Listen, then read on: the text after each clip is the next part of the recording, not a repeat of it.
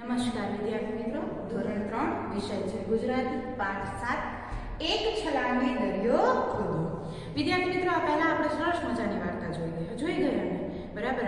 હનુમાનજી છે એ લંકામાં જાય છે, રાવણ સાથે વાતચીત કરે છે અને લંકામાં છેલ્લે હનુમાનજી એ દરેક જગ્યાએ પોતાની પૂંછડી વડે આગ લગાવતા ફરે છે, જેથી લંકા સળગી ઉઠે છે, બરાબર. અને સરસ મજાની કવિતા જોઈ.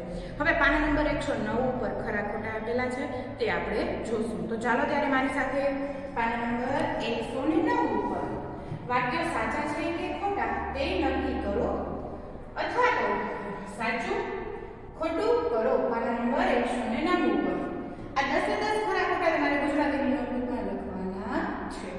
એમાં પહેલું છે, રાવણના મંત્રી ઈચ્છતા હતા કે હનુમાનને સન્માન મળે. આ વાક્ય સાચું કે ખોટું? આ વાક્ય સાચું આવશે વિદ્યાર્થી મિત્રો. બીજું, રાવણ વધુ ગુસ્સે થયો કારણ કે હનુમાન રાવણ કરતા વધુ ઊંચા આસને બેઠા. બરાબર, આ ખોટું આવશે વિદ્યાર્થી મિત્રો. ત્રીજું, હનુમાનને સભાગૃહમાં મંત્રીઓ જેવી બેઠક વ્યવસ્થા માંગી હતી. આ વાક્ય સાચું આવશે મિત્રો. ચોથું, હનુમાન પોતાની મરજીથી સભાગૃહમાં ગયા હતા. આ વાક્ય ખોટું આવશે. પાંચમું, રાવણે બીજા રાજ્યમાંથી આવનાર મહેમાનોનું માન જાળવ્યું. આ વાક્ય પણ ખોટું આવશે. છઠ્ઠું છે, હનુમાનને સળગતા ગાભા ગોગડા નાખીને લંકાના મહેલમાં ઠેર ઠેર આગ લગાડી. આ વાક્ય સાચું આવશે મિત્રો.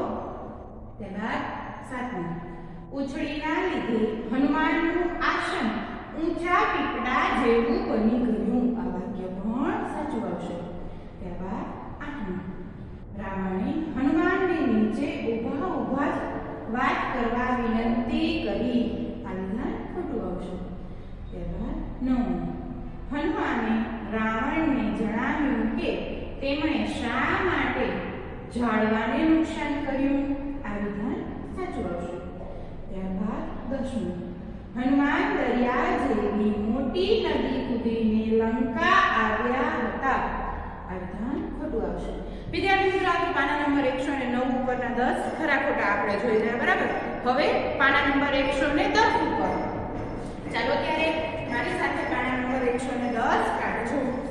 હવે જુઓ, પાના નંબર 110 માં આવું આપેલું છે, સરસ મજાનું કોષ્ટક આપેલું છે.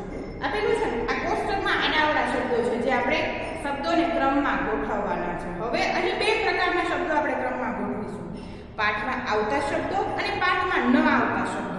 બરાબર વિદ્યાર્થી મિત્રો, હું પાના નંબર 110 પરની સૌ પ્રથમ સૂચના વાંચી રહી છું. શબ્દ શોધ.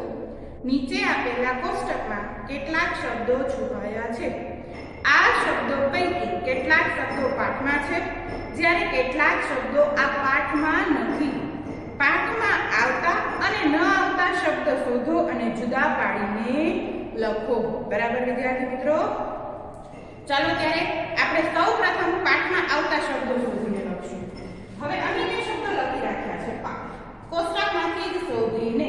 બરાબર, સૌ પ્રથમ તો લંકા, ત્યારબાદ વાનર, ત્યારબાદ મંત્રી, ત્યારબાદ નગર અને ત્યારબાદ આગ. આ કેવા છે? પાઠમાં આવતા શબ્દો છે. કયા કયા?